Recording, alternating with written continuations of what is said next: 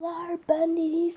Harnaç kanalı, YouTube kanalımızdan Ahmet. Şöyle ilk korku videomuzu çekeceğiz. Adı We Are Her in the Forest. Gözlüğüme takayım. We Are bir oyun. Önce şöyle play'e basalım. Level 1. Şöyle deli bir karamız var. Oyunda sol sağa bakamıyoruz.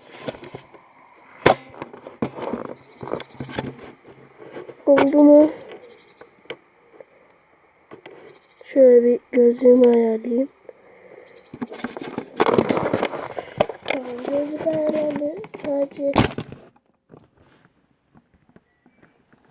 şöyle bakalım. Başladık.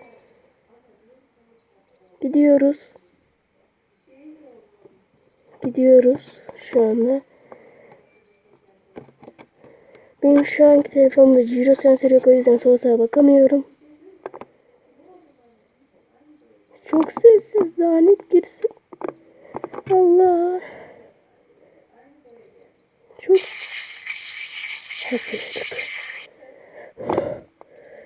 Gerizekalı. Gerizekalı. Niye burada dolaşıyoruz? Niye buradayız Ahmet? Lan. Allah. Ya Allah. Has. Bir yerden bize bakıyor. Ayvayı yedik. Yedik ayvayı. Yedik. Bir şey söyleyeyim, bir şey çıkacak. Bir şey çıkacak.